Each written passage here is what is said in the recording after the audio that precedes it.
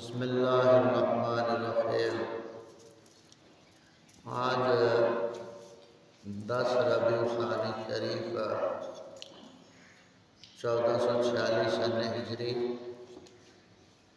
14 اکتوبر 2024 اور 29 غالباً 2081 بکرمی بمطابق باروز سوموار۔ فجر کے درس میں ہم نے پیچھے جو چند گزارشات کی سچے اولیاء کاملین کی پہچان کے حوالے سے، ہمارا یہ سلسلہ اس وقت سردرس کا جاری ساری، اور اسی مناسبت سے آج سے ہم حضور غوث پاک رضی اللہ تعالیٰ عنہ کے عقائد و نظریات کے حوالے سے سلسلہ گفتگو کا روزانہ کا تھوڑا تھوڑا شروع کریں گے کہ حضور غوث پاک رضی اللہ تعالیٰ عنہ کی وفات شریف کا یہ ماہ مبارک ہے ربیع الثانی شریف، اور آج 11ویں بھی ہے، 10 تاریخ ہے ربیع الثانی شریف۔ تو جہاں بھی عقیدت مند ہیں، اللہ تعالیٰ کے فضل و کرم سے حضور غوث پاک رضی اللہ تعالیٰ عنہ کے وصال شریف کے دن میں محفلوں کا وہ اہتمام کرتے ہیں، اللہ تعالیٰ توفیق دیتا ہے، اور وہاں ذکر غوث پاک رضی اللہ تعالیٰ عنہ اور آپ رضی اللہ تعالیٰ عنہ کی سیرت پاک کو بیان کیا جاتا ہے۔ ہمارے ہاں مول معاشرے میں صرف 11ویں کا دودھ تقسیم ہوتا ہے یا کچھ دیگیں اتار دی جاتی ہیں، یہ ہمارا مول معاشرہ ہے۔ لیکن جہاں کے لوگ سمجھدار ہیں، دیندار ہیں، دین کو سمجھنے والے ہیں، ان لوگوں کا جو طریقہ کار ہوتا ہے، لنگر تو ویسے بھی انہوں نے پکانا ہوتا ہے، لیکن ساتھ وہ دوسرے لوگوں کے لیے بھی ایک ہدایت کا ذریعہ بنتے ہیں، اور اللہ والوں کی سیرت پاک کے حوالے سے اکثر جگہ پہ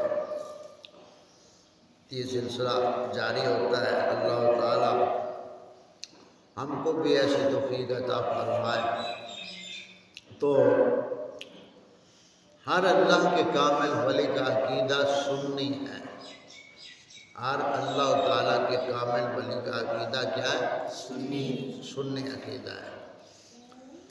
تو ہم یہ پچھلا جتنا ماہ مبارک ہے، اس میں ہم اللہ تعالیٰ کے فضل و کرم سے نبی کریم صلی اللہ علیہ وآلہ وسلم کے توسط اور وسیلہ جلیلہ سے بقیہ جتنے ایام ہیں اس ماہ کے، ہم حضور غوث پاک رضی اللہ تعالیٰ عنہ کے عقائد و نظریات کے حوالے سے روزانہ تھوڑی تھوڑی گفتگو کریں گے، اور یہ عقائد و نظریات سننے سے آپ تمام طلباء کو اور دیگر سننے والے سامعین کو، حاضرین و ناظرین کو یہ کم از کم پتہ چل جائے گا کہ حضور غوث پاک رضی اللہ تعالیٰ عنہ کی عقائد و نظریات کیا ہیں جو آپ کی کتب میں لکھے ہوئے ہیں۔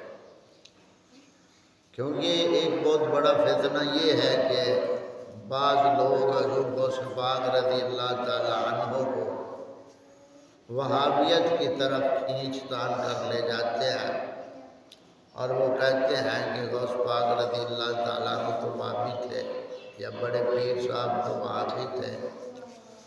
تو ایک تو اس فتنے کا خلا کما کرنا ہے، اور بقیہ حضور غوث پاک رضی اللہ عنہ کے عقائد و نظریات اور آپ کی سیرت طیبہ اور آپ رضی اللہ تعالیٰ عنہ کے کمالات و کرامات کا بھی ذکر خیر انشاءاللہ تعالیٰ ہم ساتھ ساتھ گاہے گاہے کریں گے۔ تو تو اس حوالے سے آج ہمارا یہ بنیادی اور اساسی پہلا عقیدہ حضور غوث پاک رضی اللہ عنہ کے عقائد و نظریات کے حوالے سے آپ کی طرف منسوب جو کتاب بنیت الطالبین ہے اس سے پیش کریں گے۔ تو پہلا عقیدہ وسیلہ کے بارے میں ہے۔ کیا؟ وسیلہ کے بارے میں۔ ان باتوں کو توجہ سے سننا ہے، ذہن نشین کرنا ہے کہ پہلے یہ سمجھیں کہ لفظ عقیدہ کیا ہوتا ہے۔ عقیدہ جو لفظ ہوتا ہے، یہ لفظ نکلا ہے عقدن سے۔ عقدن کا معنی ہوتا ہے مضبوط گرے۔ کیا؟ مضبوط گرے، پکی گانٹھ، اور اس سے لفظ عقیدہ بنا ہے۔ اور اسی سے عقد بھی نکلا ہے۔ عقد جو نکاح ہوتا ہے، نکاح بھی مضبوط گرے ہوتی ہے، یعنی دو خاندانوں کے درمیان رشتہ داری سے، نکاح کے ذریعے سے جو ایک رشتہ قائم ہو جاتا ہے شوہر اور بیوی کا، اس کو نکاح کہتے ہیں۔ اور عقد لفظ ہے وہ نکاح ہے۔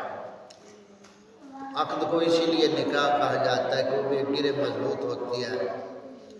تو جیسے شوہر اپنی زبان سے اقرار کرتا ہے اور جو عورت ہے وہ اپنی زبان سے قبول کرتی ہے ایک دوسرے کو شریعت کے مطابق گواہوں کے روبرو، تو اس کو عقد کہا جاتا ہے۔ اب وہ جو رشتہ طے ہو گیا خاوند اور بیوی کا، وہ دونوں کے اقرار سے ہو۔ تو دین اسلام میں جب انسان آتا ہے تو اقرار اور تصدیق دونوں جب کرتا ہے تو وہ عقیدہ ہوتا ہے، یعنی ایسا پختہ یقین خیال جو دل کے اوپر نقش ہو جاتا ہے اور دین اسلام کی ان تمام باتوں کو مان لینا ادب کے ساتھ، پھر یہ عقیدہ مسلمانی بن جاتا ہے۔ اس لیے فرمایا العقیدہ تو اساس الایمان، کہ ایمان کی جو بنیاد ہے، اساس ہے، وہ کیا ہے؟ عقیدہ ہے۔ کیا؟ ایمان کی اساس بنیاد کیا ہے؟ عقیدہ۔ تو جتنے اللہ تعالیٰ کے کامل اولیاء ہیں ان سب کا عقیدہ کیا ہے؟ سنی۔ کیا ہے؟ سنی۔ تو انہی اولیاء کاملین میں سے جو اپنے دور کے ولیوں کے سرتاج اور ولیوں کے سردار ہیں، حضور غوث الاعظم رضی اللہ تعالی عنہ، آپ کا وصال مبارک 11 ربیع الثانی شریف 561 ہجری کو ہوا۔ 561 ہجری کو ہوا۔ تو کل 11 ہے، آج 10 ہے۔ تو آپ کا پہلا عقیدہ جو ہے آپ کی کتب میں لکھا ہوا، اس کو سمجھتے ہیں، اور وہ کیا عقیدہ ہے؟ وسیلہ۔ کیا عقیدہ ہے؟ وسیلہ۔ وسیلے کے بارے میں حضور غوث پاک رضی اللہ تعالیٰ عنہ کیا ارشاد فرماتے ہیں؟ یہ پہلا عقیدہ آج ہم سمجھ رہے ہیں۔ وہابی دیوبندی وسیلے کو شرک جانتے ہیں۔ وہ کہتے ہیں کہ کسی وسیلے کی ضرورت نہیں، اگر وسیلہ ہے تو اعمال صالحہ وسیلہ ہے، اچھے اعمال وسیلہ ہے، نیکی وسیلہ ہے۔ تو وہ ذوات مقدسہ کے وسیلے کے قائل نہیں ہیں، اعمال صالحہ کے وسیلہ کے قائل ہیں، اور پھر زندہ کے وسیلہ کے وہ قائل ہیں، فوت شدگان کے وسیلہ کے وہ قائل نہیں۔ تو دونوں طرف کی بات کو آپ سمجھیں گے تو بڑے ہو کر آپ کے ذہنوں میں یہ باتیں ہوں گی کہ کہنے والا کیا کہتا ہے اور ہمارا عقیدہ نظریہ کیا ہے۔ ان کے ساتھ ہمارا مسئلہ وسیلہ پر جو اختلاف ہے وہ یہ ہے کہ فوت شدہ کو وسیلہ بنانا جائز نہیں ہے، زندہ کو وسیلہ بنانا جائز ہے۔ یہ ان کا اور ہمارا اصل اختلاف ہے۔ تو وہ یہ کہتے ہیں اپنی تقریروں میں، کتابوں میں، تقریروں میں اکثر کہتے ہیں کہ غوث پاک رضی اللہ تعالیٰ عنہ جو بڑے پیر ہیں وہ تو وہابی تھے معاذ اللہ، اور وہ اہل حدیث سے اس طرح کی وہ باتیں کرتے ہیں۔